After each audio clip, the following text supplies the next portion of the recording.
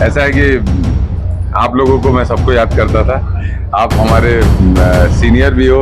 आपके साथ काफ़ी मैंने राजनीतिक अनुभव रहे हैं मेरे। शुरुआती दौर में भी आपने काफ़ी स्नेह दिया मुझे राजनीति के, तो आप सबको याद करता था। तो उसको लेकर मेरे मन में उत्सुकता रहती थी कि मैं जल्द बाहर निकलूं और अपने शहर वासियों से मिलूं, उनके साथ रहूं। और बाहर निकलने के बाद उतने उत्साह से भिलाई के लोगों ने भी मुझे देखा और मैं भी उनसे उतने ही उत्साह से मिला। काम तो लगातार है, लेकिन अभी सबसे बात करनी आवश्यक है। सबको पिछले 6 महीने का जो गैप है, इसमें क्या क्या हुआ उसको जानना समझना ज़्यादा आवश्यक है। तो अभी सब लोगों से बात करने की कोशिश कर रहा हूँ। ये कोशिश कर रहा हूँ कि सबकी बातें सुनूं, ताकि मैं समझ पाऊँ कि क्या क्या गुजरा है। नमस्कार, आप देख रहे हैं भिलाई का सच। भिलाई के विधायक देवेंद्र यादव, बहुत दिनों से हम समय लेना चाह रहे थे। आज एक प्रोग्राम के दौरान उनसे मुलाकात हो गई और यहीं हमने उन्हें पकड़ लिया। और जेल से वापस आने के बाद ये उनसे पहली बातचीत है हमारी। हम देवेंद्र से 1-to-1 होना चाहते थे। तो देवेंद्र भाई, कैसा रहा आपका 6 महीने का जो सफर था? मुझे लगता है 6 महीने के बारे में हम बात करेंगे तो वो 2-3 मिनट या 6 मिनट में बात कंप्लीट नहीं होगी। जो बात आपने लोगों को नहीं बताई वही बात बता दीजिए। बाकी सब तो सबने सुन लिया। कुछ ऐसी कुछ बातें होंगी जो आपने किसी को नहीं बताई। ऐसा है कि आप लोगों को मैं सबको याद करता था। आप हमारे सीनियर भी हो। आपके साथ काफी मैंने राजनीतिक अनुभव रहे हैं मेरे। शुरुआती दौर में भी आपने काफी स्नेह दिया मुझे राजनीति के, तो आप सबको याद करता था। भिलाई एक को याद करके ये लगता था कि ये एक ऐसी जिम्मेदारी है मेरी जिसमें मुझे अपना काम करना है, अपना धर्म निभाना है सभी लोगों के प्रति। तो उसको लेकर मेरे मन में उत्सुकता रहती थी कि मैं जल्द बाहर निकलूं और अपने शहर वासियों से मिलूं, उनके साथ रहूं। और बाहर निकलने के बाद उतने उत्साह से भिलाई के लोगों ने भी मुझे देखा और मैं भी उनसे उतने ही उत्साह से मिला लगातार। सबसे पहले आपने क्या काम किया, कुछ खास जनता के लिए? क्योंकि अभी 6 महीने से आपका इंतजार कर रही थी। अभी तो मेरा सबसे मिलने का ही समय चल रहा है लगातार। विधानसभा सत्र चल रहे थे।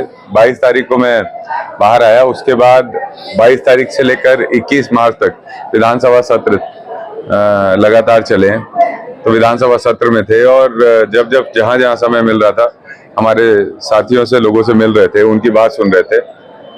काम तो लगातार है, लेकिन अभी सबसे बात करनी आवश्यक है। सबको पिछले 6 महीने का जो गैप है, इसमें क्या क्या हुआ उसको जानना समझना ज्यादा आवश्यक है।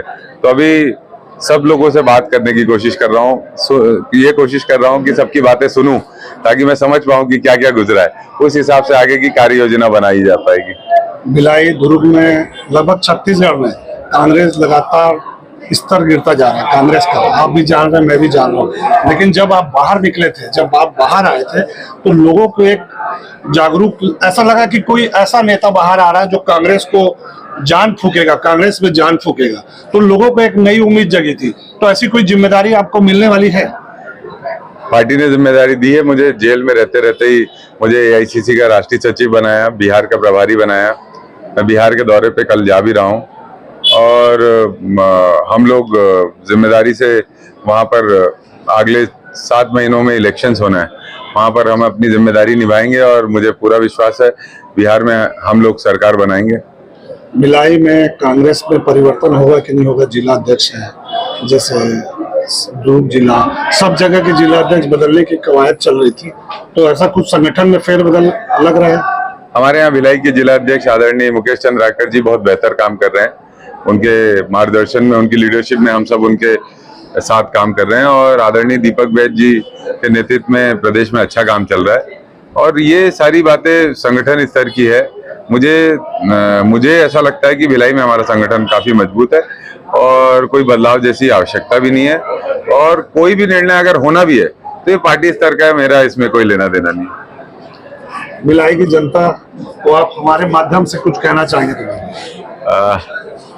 भिलाई की बहुत ही मैं कहूँगा प्यारी और बहुत ही जागरूक जनता को मेरा प्रणाम। आप सबका स्नेह आशीर्वाद हमेशा मेरे साथ रहा है, हौसला हमेशा मेरे साथ रहा है।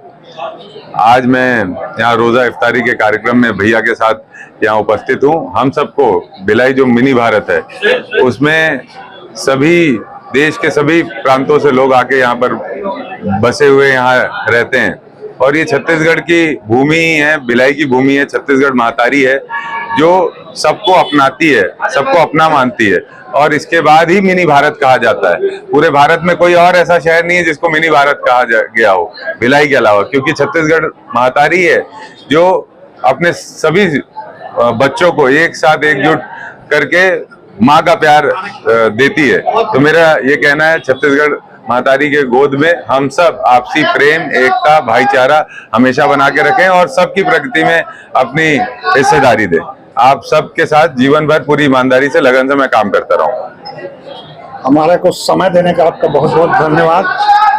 आपको अग्रिम बधाई आने वाले अच्छे दिनों के लिए। बहुत बहुत